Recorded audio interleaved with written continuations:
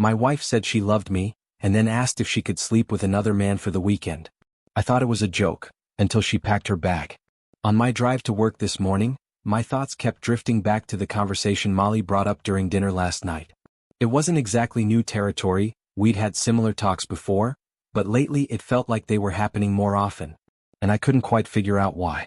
I wasn't sure what was driving it. Why did she keep circling back to this same line of questioning? What was it that she really wanted to hear from me? Last night, like a few times before, she asked me, again, how many women I'd been with before we became a couple. And not just that. She wanted to know if I ever thought about them, specifically during our most intimate moments.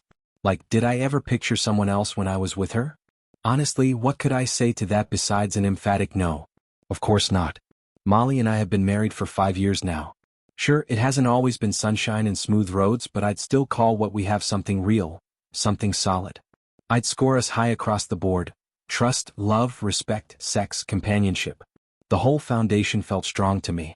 I figured she saw it the same way. From the outside looking in, I thought we were living the kind of life people envy.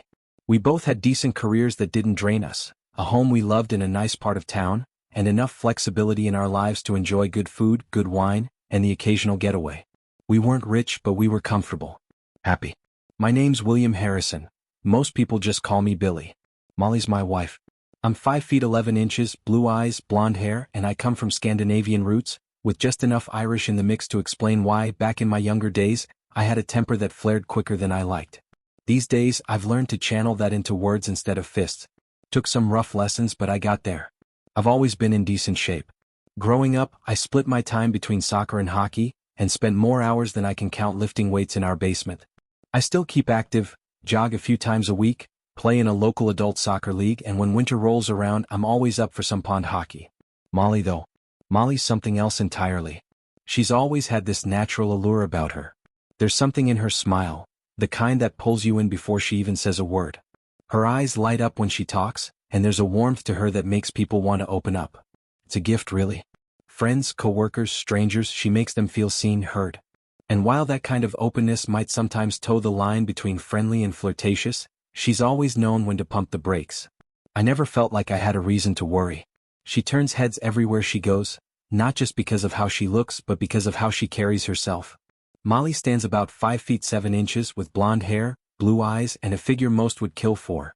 But it's her legs that people seem to notice first, lean, strong, and sculpted.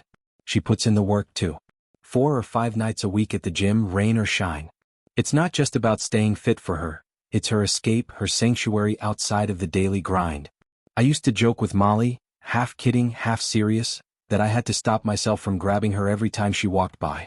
She always laughed it off or gave me a playful look. She never minded it. Truth is, she made it incredibly hard not to notice her, even after all these years. When I took a step back and really looked at her, I realized how well suited she was to me, not just physically but in personality too. She had this mix of charm, warmth, and quiet strength that I found magnetic. But, like anyone, she wasn't without her quirks. There was one trait in particular that occasionally stirred up tension between us. Not often, but enough to spark a few deeper conversations. Molly had a habit of digging her heels in once she'd made up her mind about something. If she believed she was right, especially on a topic where facts were murky or open to interpretation, it was almost impossible to change her view. It wasn't that she wasn't willing to listen, it's just that once her mind was made up, that was pretty much it. She stood firm even if I brought my best arguments to the table. It didn't lead to explosive fights, not usually. But there were definitely moments where emotions ran high. We'd gotten married right after graduating from college. During our final 2 years, we were exclusive, and I know that meant she didn't have a lot of experience when it came to relationships, or intimacy. In contrast, my early college years were, let's just say, a bit more adventurous. My senior year of high school, that first summer of freedom, and the first 2 years of college were wild for me. I was chasing the thrill, meeting women, hooking up, living the kind of reckless lifestyle you think is just part of the college experience. I didn't hold back. One of those early experiences, though, changed me in a way I never really expected. I ended up getting involved with a woman quite a bit older than me. She was divorced, confident, and absolutely uninhibited when it came to her sexuality. She loved intimacy, not just the act but the connection and the communication that came with it. And she didn't mind teaching a younger guy a thing or two. Looking back, I think she taught me more about understanding a woman's needs than any relationship since. She showed me how important it was to focus on the other person, to make sure they were truly enjoying the moment before thinking about myself. That experience stuck with me. Years later, when Molly asked how I always seemed to know exactly what she needed, I told her the truth. I was honest about that early relationship, and about how it shaped the way I approached intimacy. She took it surprisingly well at the time. She even said she was thankful that those past experiences had taught me how to be a good partner to her. But every now and then I sensed a quiet envy. Not anger, just this lingering sense that she felt she had missed out. That maybe, in some ways, she hadn't gotten the full experience of exploring herself with different people before settling down. In our careers, things were steady. I worked as a mechanical engineer over at Abbott Labs. My focus was on designing and testing components for medical devices. Everything from ventilators to fluid pumps and respirators. It was technical, precise work, but I enjoyed it. There's something satisfying about solving problems that genuinely help people. I genuinely liked my job. It kept me engaged without pushing me to the edge of burnout.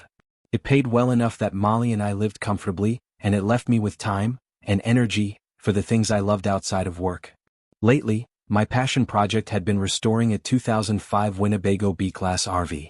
I'd been gutting it and rebuilding it piece by piece with the idea that one day soon Molly and I could take it out on week-long adventures. Maybe drive up the north shore of Lake Superior or chase the sunset through the mountains out west. Maybe even head toward the ocean and just keep going. The possibilities were endless, and dreaming about those trips gave me something to look forward to. Molly had her own career carved out too. She worked as a CPA at one of the top national firms in accounting and consulting. Her role paid well, wasn't too demanding most of the time, and it included the occasional travel assignment. Sometimes she'd go on-site with younger associates to supervise and make sure the company's standards were being followed, what they called the corporate way of client service and quality reporting. Over the past few weeks, she'd gone on a few work trips with one of the firm's newest hires, Andrew, a fresh-out-of-college CPA candidate just starting his 3-year run to earn full certification. She didn't talk about him much, just the usual mentions in passing when describing her day. Still, I noticed that something in her had shifted slightly. She was a little less chatty at home, a little more in her own head. Not cold or distant exactly, but different. Our connection was still strong, and the physical side of our marriage hadn't faltered. In fact, quite the opposite. There were nights when she came home late from work and practically pounced on me. One evening in particular, she barely let me shut the front door before she was dragging me toward the bedroom. As we undressed, I noticed her underwear was already damp. It was like something had lit a fire in her before she even stepped through the door. I remember lying in bed afterward, catching my breath, trying to piece it all together. The way she clung to me, the urgency in her touch, it was different. Intense. Almost conflicted. I didn't want to overthink it. I told myself it was stress or maybe just a rare burst of spontaneous passion. But deep down, something didn't sit right. Then came the moment that would change everything. It was a quiet evening at home, and I had made us dinner, shrimp salads, a side of cornbread, and poured 2 glasses of wine. I'd been turning something over in my mind all day, and I knew it was time to talk. I just wasn't sure how to start. When Molly sat down at the table, I looked at her, trying to find the right words. "Molly, there's something we need to talk about," I said, my voice a little tight. "And I'm not quite sure how to say it." She put her fork down and looked up, concern flickering in her eyes. "Billy, you're scaring me. Just say it. Whatever it is, we'll deal with it." I nodded, swallowing hard. "I love you. You know that, right? What we have, it means everything to me. I need you to remember that while we're talking." "Okay," she said cautiously, drawing in a breath. "You're really starting to worry me. What's going on? Are you thinking I've been unfaithful?" I hesitated. "Molly, are you cheating on me?" Her face instantly flushed with anger and disbelief. "Billy, how could you even ask me that?" she snapped. "You know me better than that. I would never cheat on you. I respect you far too much." I stayed quiet, watching her, unsure of what to believe. "But," she continued, softening her tone, "there is something I need to talk to you about. And I need you to really listen. Not just hear the words, really listen to what I'm saying." I nodded slowly. "Okay. I'm listening." "You can ask anything you want afterward," she said gently, "but please just let me finish first." My heart was pounding and I had no idea what was coming. But I knew one thing for sure. Whatever she was about to say had the power to change everything. "I need to start by saying something important," Molly said, her voice softer now, like she was trying to cushion what was coming. "Billy, I love you. You're the only man I've ever truly loved. But there's something I've been feeling for a while now, and I need to be honest about it. I could feel my chest tighten as she spoke. I didn't say anything. I just listened, I guess. I've started to feel like I missed out on something, she continued. Before you and I got together, I didn't really have much of a chance to explore, to live wildly the way you did. You had those years, all that freedom to figure yourself out, to see what you liked, who you wanted to be with. And I just never had that. I went straight from college crush to lifelong commitment.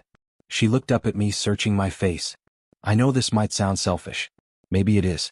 But lately that feeling's been gnawing at me. Like a part of me is unfinished. Then she said his name.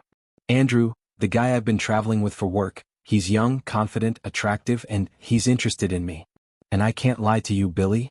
I'm incredibly attracted to him too. We've been flirting back and forth, nothing too far, but enough that I think about it when I shouldn't. My pulse picked up. I wasn't sure if it was heartbreak or anger or fear, maybe all three, rushing through me at once. And today at the office, she added, her voice cracking just a little, it got more intense. That back and forth with him, that energy, it followed me home. That's part of the reason I was so desperate to be with you last night. I needed to remind myself where I belonged. I needed to feel you. I felt my stomach turn. Was this her way of confessing? Of asking for permission? Her words were still ringing in my ears when I finally found the strength to respond. Molly, are you hearing yourself right now? I said, trying to keep my voice steady. You're saying you love me and that you want only me, but you're also admitting you've emotionally attached yourself to another man.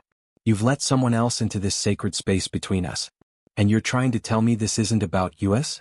She looked down. Her silence said more than words ever could. You've been confiding in him, I said, feeling the weight of betrayal settle deeper. You've shared things about us. About our marriage. You've spent time alone with him. Lunches, drinks, maybe more. And now you're sitting here trying to convince me that this is just about you and not us. Billy, she said, almost pleading now. I'm telling you because I do trust you. I'm telling you because I love you. I needed to be honest before I did anything I couldn't come back from. My voice cracked as I replied, you mean, before you go through with it? She didn't deny it. This isn't nothing, Molly. This is real. You're already halfway out the door emotionally, and now you're planning the rest. I just need to get it out of my system, she whispered. It's not about replacing you. It's not even about love. It's just something I feel like I need to do. One time. That's it. Then I'll come back and we'll move forward. I'll put it behind me and be the wife you deserve.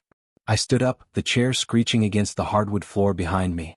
So what, you sleep with someone else and then everything's supposed to go back to normal? I asked. You're asking me to love you through this betrayal like it's a gift I should be grateful to give? She looked startled but not surprised. Deep down, maybe she knew this was where the road would lead. Well then maybe I should go find someone too, I said coldly, walking toward the door. Maybe I should have myself a meaningless fling and come crawling back full of excuses and empty apologies. Billy, come on. Grow up, she snapped. Don't make this something it's not. This is about me figuring something out. But I was already reaching for my keys. She didn't know I'd already felt the ground crack beneath me. And now she'd taken a sledgehammer to whatever was left. What she hadn't told me, at least not out loud, was that she had already made plans. Saturday, Andrew would pick her up, take her out to brunch. They'd check into a Hilton. They'd spend the afternoon in bed. Go out for dinner, dance, and then return for more. She planned to spend the entire weekend with him. Every moment filled with touches, whispers, and the kind of intimacy we once shared. She'd already set it all in motion. And then, she'd come back Sunday night. Pretend nothing happened. Pretend it was a blip she could lock away and never speak of again. She believed somehow that this was possible. That she could still love me and yet break our vows so fully. But the truth is, you can't love someone the way I loved Molly and still be okay with being second to someone else's fantasy. I knew how stubborn Molly could be when her mind was made up. She could dig her heels in like no one else. But this wasn't one of those little disagreements you let slide. This wasn't about what movie to watch or what color to paint the bedroom walls. This was different. This was a mistake she couldn't take back. A marriage-ending mistake. And I had to get her to see that before it was too late. But even as I tried to find the right words, the right way to reach her, a darker thought crept in. What if it was already too late? What if, even if she agreed not to go through with it this time, there would be another time? One where she wouldn't ask, where she wouldn't tell me anything at all. Where she'd just do it? That thought chilled me. Because if we got to that point, where she went behind my back, it would destroy everything. No conversation. No redemption. Just silence and betrayal. And that's when it hit me, maybe in her eyes I was already preparing for the end. Maybe my resistance, my refusal to just understand, felt like me giving up. Like I was already packing the emotional bags and closing the door behind me. But the truth? I still loved her. Deeply. Painfully. That's why this cut so deep. That's why I was still fighting for us. Molly loved me too, I didn't doubt that. She just had this warped idea that loving someone and still sleeping with someone else, just once, could somehow live in the same space. She told herself it wouldn't change anything. She was wrong. That night, after our argument, she went to work as usual. She told me she had some reports to finish up. I didn't ask questions. I didn't press her. I was too exhausted to fight again. But as soon as she sat down at her desk, Andrew was there. Like a shadow that never left. "Good morning, sexy," he said smoothly, leaning over the edge of her cubicle. "You look good enough to kiss and cuddle. I hope I'll be doing both Saturday. Still on? Did you talk to your husband? Or should I be worried he's got a shotgun stashed under the bed?" Molly gave a nervous laugh, trying to keep it light, but her mind wasn't in the office. Not really.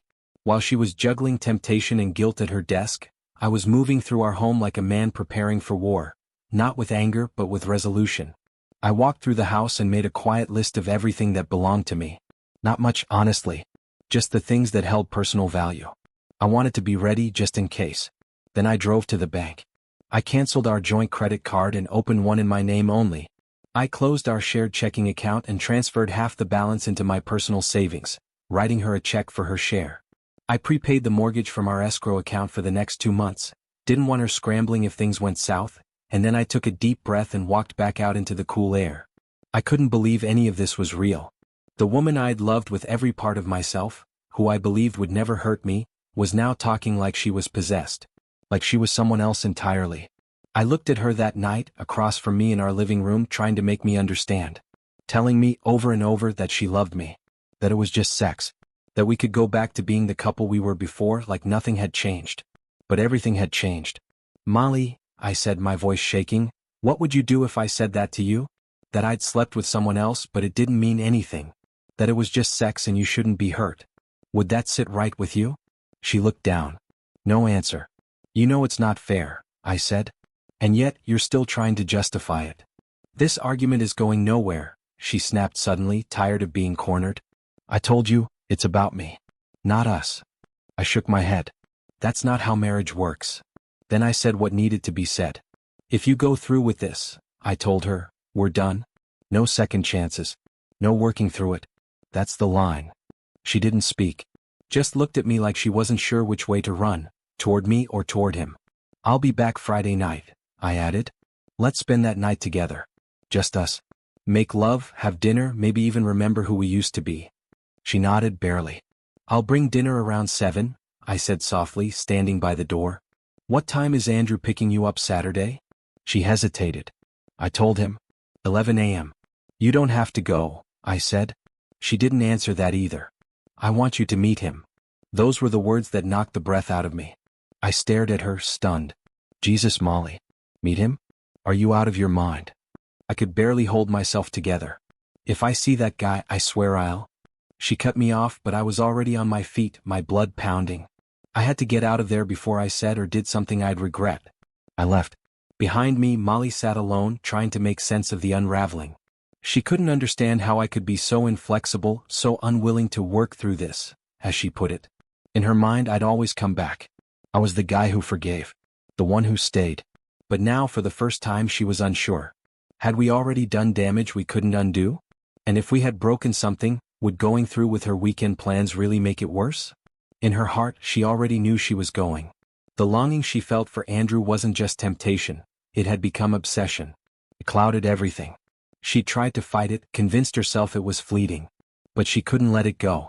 And so, in a twist of logic only the desperate can justify, Molly decided she would compromise with me. She would go through with her weekend with Andrew, but offer to work things out afterward. Meanwhile, I was spiraling. I felt like the world had spun off its axis, and I was just hanging on by my fingernails. Everything that had grounded me, our love, our home, the way she used to look at me, it all felt like it was slipping away. She wasn't the same woman I married. I started to wonder if something had snapped in her. Was this really the Molly I had known for years? The woman who once couldn't go a single night without curling up beside me in bed? Was she still in there somewhere, or had this new version of her completely taken over? And the excuses, God, the excuses. Every time she opened her mouth, it was another reason why this would somehow help our marriage. Why we'd be stronger after it. She called it a release, a reset, even a gift to me. Each explanation chipped away at the love I was holding onto. And I could feel it, my feelings dimming under the weight of disbelief. I knew I needed a plan, some kind of backup. If I couldn't stop her, I had to be able to explain. To friends, family, co-workers, anyone who might find out. If she went through with this, I would make sure the people closest to us knew the truth. That I had tried. That I had begged her not to. That I had warned her it would mean the end. She could spin it however she wanted, say it was just sex, say she got my permission. But I would have the receipts, just in case. Still, deep inside, I prayed I'd never have to take that step. And then something happened that caught both of us off guard. When I came home that Friday night, she met me at the door. There were tears in her eyes, but something softer behind them too. Like a sliver of the woman I once knew had found its way back through the fog. I love you, she said quietly. And I want us to stay together. And then she leaned in and kissed me. It wasn't rushed or guilty. It wasn't panicked. It was tender. A long, slow kiss, full of memories and doubt and maybe even hope. She wrapped her arms around my neck and for a moment, it felt like we were okay. I kissed her back. I didn't know why. Maybe I was clinging to a fantasy. Maybe I was already too far gone to say no. Molly, I whispered, pulling back just enough to look her in the eyes, why don't you go upstairs, take a shower and change into something you feel good in? Bring a gin and tonic with you. Let's make tonight about us. She nodded, quietly disappearing up the stairs. I walked into the kitchen trying to steady my nerves. I prepped dinner, lit the grill, opened a bottle of wine. We might be on the edge of everything breaking, but tonight I was going to pretend we were still us. Dinner was quiet, slow. We sipped gin and tonic, then moved on to wine. We laughed once or twice. Then we sat in silence, both of us knowing this might be the last time.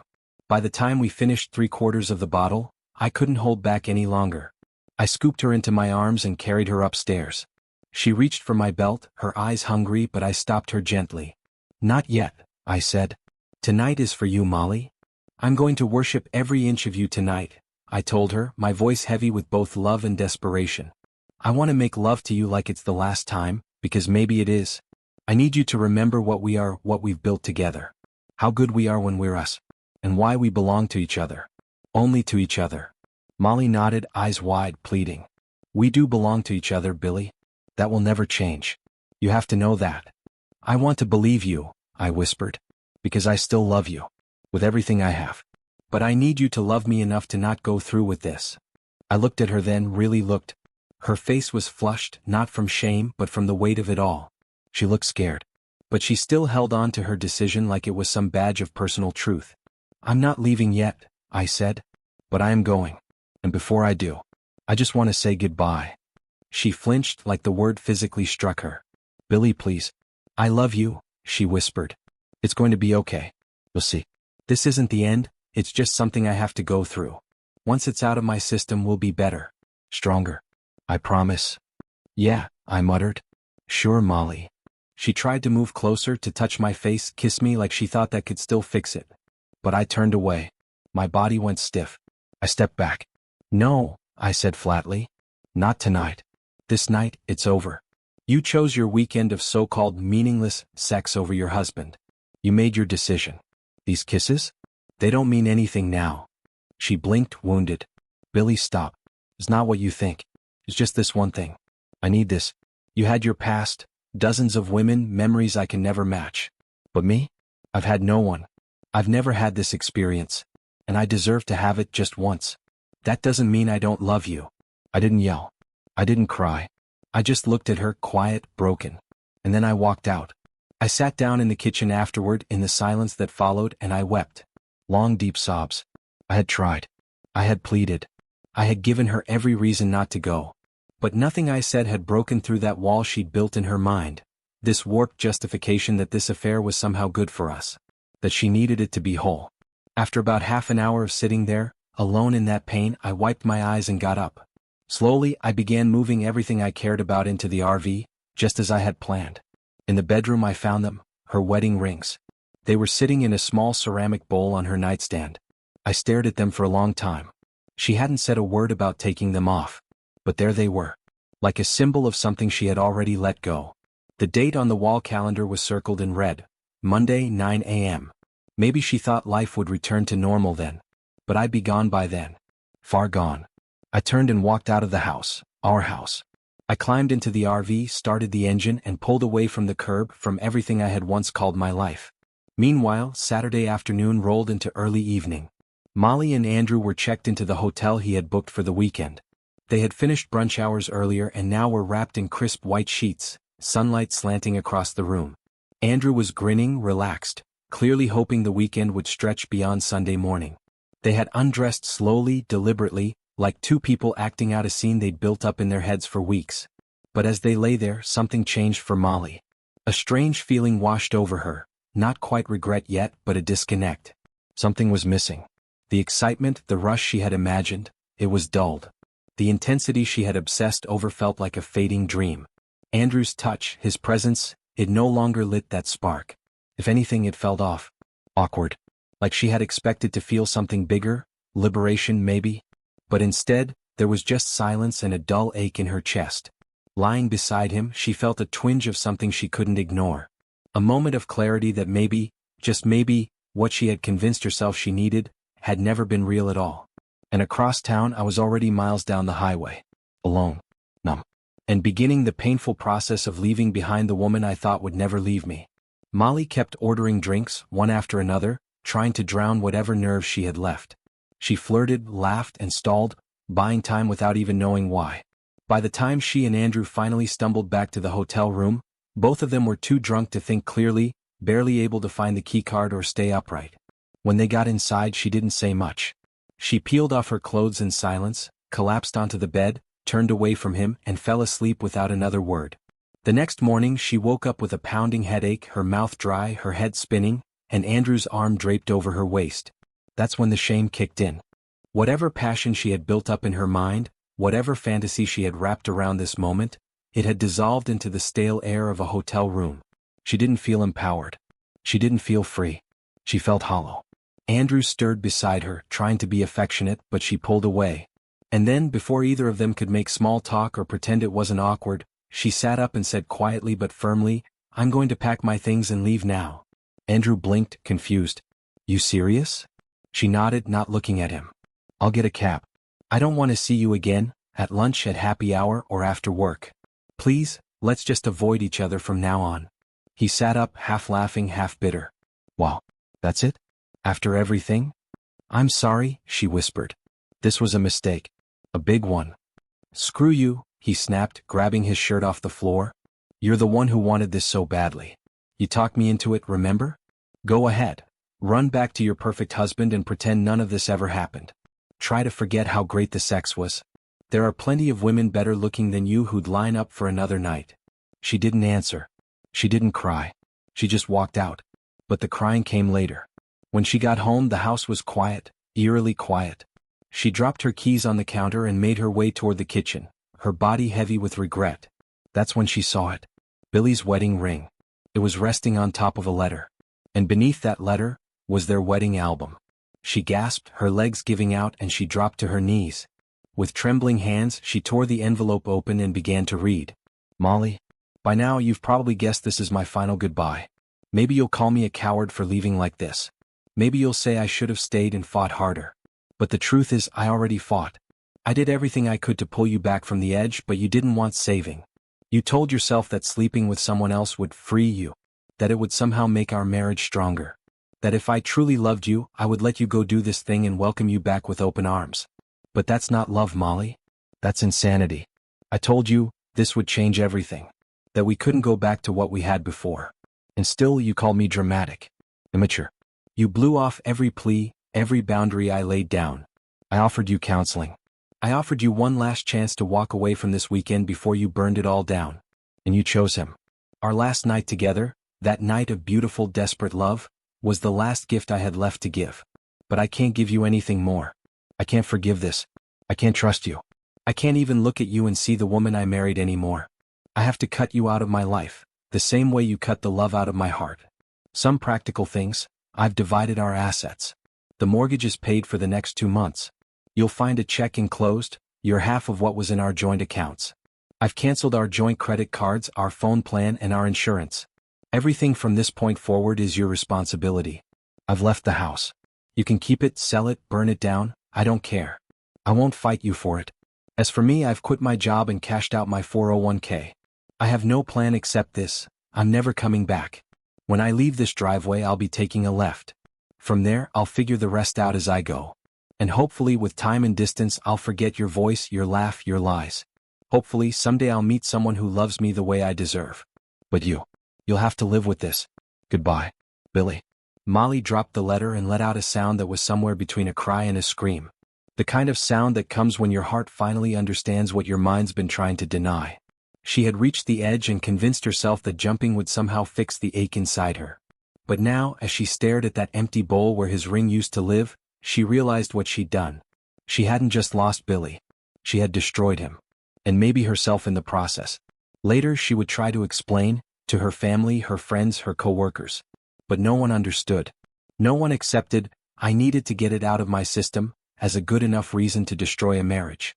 Even she didn't understand anymore. And as for Andrew, a week later he was confronted in the parking garage after work by a man in a ski mask. No words at first, just 2 hard strikes to the side of his head and neck with a baton. Then as he curled on the ground, the man kicked him squarely in the groin. "Don't ever mess with another man's wife," the attacker said calmly before walking away and vanishing into the dark. Billy never claimed to know what happened. And over time, both he and Molly would replay the events in their minds, wondering what moment, what single decision, turned their story from love into ruin. But neither of them ever found an answer for how Molly had convinced herself it was ever going to be okay.